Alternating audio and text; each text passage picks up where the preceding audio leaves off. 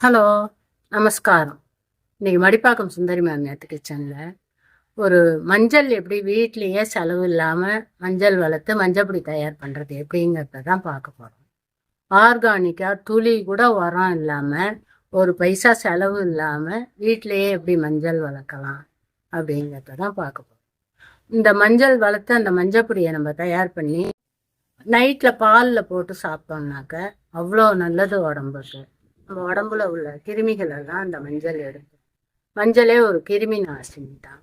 அதனால எவ்வளோக்கு அவ்வளோ அடிக்கடி மஞ்சப்பொடி நிறையா சேர்த்துக்கிறோமோ உடம்புக்கு ரொம்ப நல்லது. வீட்டிலே தயார் பண்ணுற மஞ்சப்பொடியை எல்லாத்துக்கும் யூஸ் ஆகும்.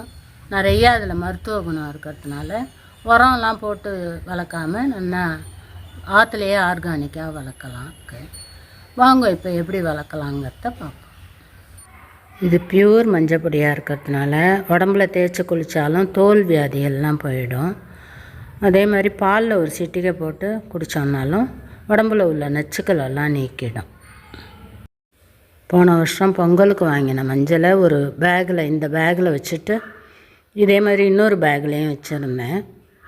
வெறும் தண்ணி மட்டும்தான் விட்டேன். அதுக்காக ஒன்றும் பெரிய உரம்லாம் போடலை. அது எவ்வளோ தூரத்துக்கு வளர்ந்து எவ்வளோ கிழங்கு வச்சுருக்கு பாருங்க. அது கிழங்கு வச்சு அது நாளாக எடுத்து அப்படின்னா முத்தி எடுத்துனாக்கா அது மறுபடியும் முளைக்க ஆரம்பிச்சிடும். அதனால் நம்ம இந்த ஸ்டேஜில் அதை எடுத்துடலாம். அந்த முளைச்ச கிழங்கையே மறுபடியும் நம்ம எடுத்து வச்சோன்னா மறுபடியும் அடுத்த வருஷத்துக்கான மஞ்சள் நம்மளுக்கு கிடச்சிரும். இது எப்படி முளைச்சி வந்திருக்குங்கிறத பாருங்க. இந்த செடியையே அப்படியே இன்னொரு தொட்டியில் நம்ம வச்சுடலாம். 6-7 மாதம் ஆகும் மஞ்சள் வேர் பிடிச்சி கிழங்கு வரத்துக்கு.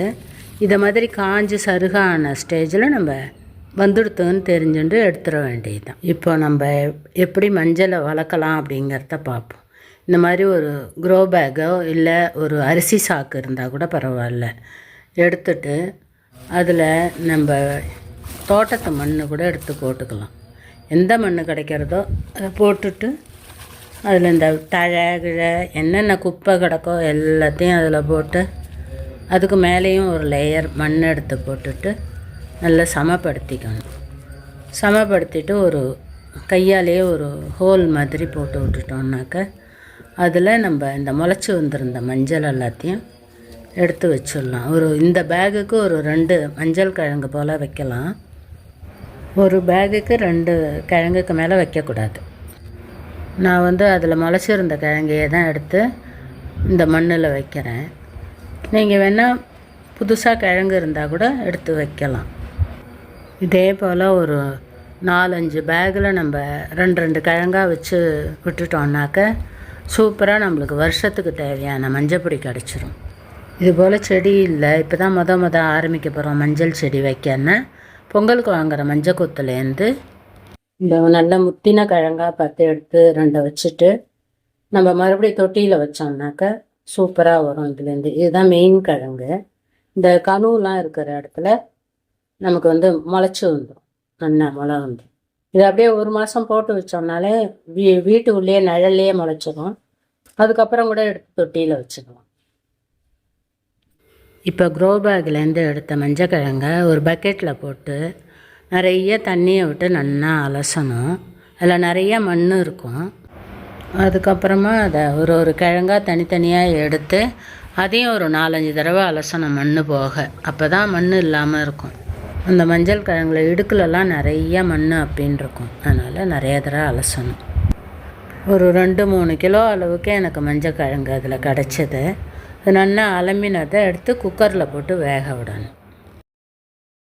இங்கே பாருங்க, நம்ம தொட்டியில் வச்ச மஞ்சளே எவ்வளோ குண்டு குண்டாக நல்லா முத்தி நல்லா விளைஞ்சிருக்கு பாருங்க. இதுக்கு ஒன்றும் பெரிய உரங்கிறத நான் கொடுக்கல.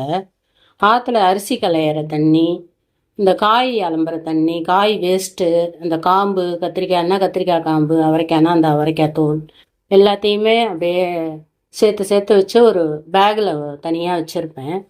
அதில் கொஞ்சம் கொஞ்சம் தண்ணி தெளிச்சுட்டே வரதே 1 மாதம் ஆனதும் அது நல்லா மக்கிடும். அதை தான் எடுத்து மறுபடியும் இந்த செடிக்கெல்லாம் கொஞ்சம் கொஞ்சம் கொடுத்தேன்னாக்கா சூப்பராக நல்லா காய் வைக்கிறதா இருந்தால் காய்க்கும். இந்த மாதிரி கிழங்கா இருந்தாக்கா அடியில் கிழங்கு சூப்பராக வரும். ஒரு தொட்டிலேயே வச்சு நம்ம இந்த அளவுக்கு வளர்த்து நம்ம ஆர்கானிக்காக மஞ்சப்பொடி பண்ணலாம். வீட்டிலையே பண்ணினோங்கிற ஒரு திருப்தியும் நம்மளுக்கு கிடைக்கும்.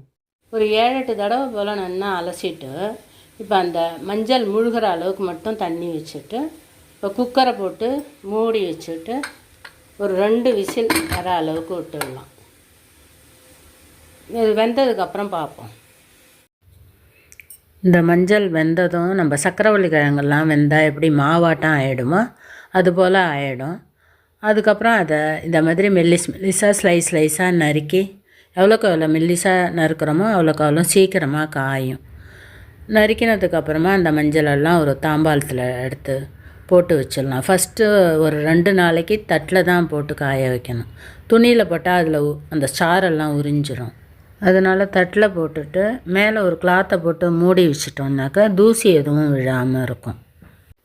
காஞ்ச மஞ்சளை கையால் உடச்சி பார்த்தோன்னா பட்டுன்னு நல்லா உடையும். இந்த ஸ்டேஜில் நம்ம மிக்சியில் போட்டு அதை பவுடர் பண்ணிக்கலாம்.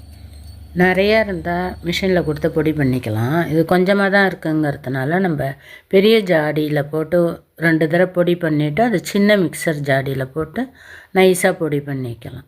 இப்போ பொடி பண்ண மஞ்சப்பொடி எடுத்து மாவு சல்லடையில் போட்டு நல்லா ஒரு தடவைக்கு 2 தடவை சலிச்சிட்டோம்னாக்கா நல்ல நைஸ் பவுடராக கிடச்சிரும். இதே மாதிரி 2-3 தடவை போட்டு எல்லாத்தையும் அதே மாதிரி பொடி பண்ணிக்கணும். இந்த அளவுக்கு நைஸாக கிடச்சிரும். எவ்வளோ கலர்ஃபுல்லாக இருக்குது பாருங்கள் இந்த மஞ்சப்பொடி. இப்போ நம்ம மிக்சியில் போட்டு அரைச்சி சலிச்சதில் ஒரு 300 கிராம் அளவுக்கு மஞ்சப்பொடி இருந்தது. இதை நம்ம நல்ல ஈரம் இல்லாத ஒரு கண்ணாடி பாட்டிலில் போட்டு ஸ்டோர் பண்ணி வச்சுக்கலாம். 2 ஸ்பூன் அளவுக்கு கப்பி இருந்தது கடைசியில். இதை இனிமேல் மிக்சியில் போட்டு அரைக்க முடியாது, கொஞ்சம் தான் இருக்குது. அதனால் இப்படியே கொஞ்சம் நைஸாக தான் இருக்குது, கொஞ்சம் லைட்டாக குறகுறான்னு இருக்குது, அவ்வளோதான். இது அப்படியே சமையலில் சாம்பார்லேயோ இல்லை ஊறுகாய்க்கு கூட போடுறதுனா போட்டு தீத்துடலாம். அதில் சூப்பரான செலவே இல்லாத ஆர்கானிக் மஞ்சப்பொடி. மஞ்சளை வளர்த்து நம்மளே எப்படி பண்ணுறதுங்கிறத பார்த்தோம் அந்த வீடியோவில். நீங்களும் இதே மாதிரி மஞ்சள் வளர்த்து மஞ்சப்பொடி செஞ்சு பாருங்க, ரொம்பவே சந்தோஷமாக இருக்கும் நம்மளுக்கு. செடிக்கு சின்ன சின்ன விஷயங்கள் பண்ணினா கூட அது நமக்கு நிறையா கொடுக்கும். இயற்கை எப்போவுமே நம்மளுக்கு அள்ளி அள்ளி வழங்கும். அதனால் நீங்களும் இதே மாதிரி செஞ்சு பார்த்துட்டு எப்படி இருந்ததுங்கிறத கமெண்ட்டில் சொல்லுங்க. லைக் பண்ணுங்க, ஷேர் பண்ணுங்க, சப்ஸ்கிரைப் பண்ணுங்க. தேங்க்யூ ஃபார் வாட்சிங். நெக்ஸ்ட் வீடியோவில் பார்க்கலாம்.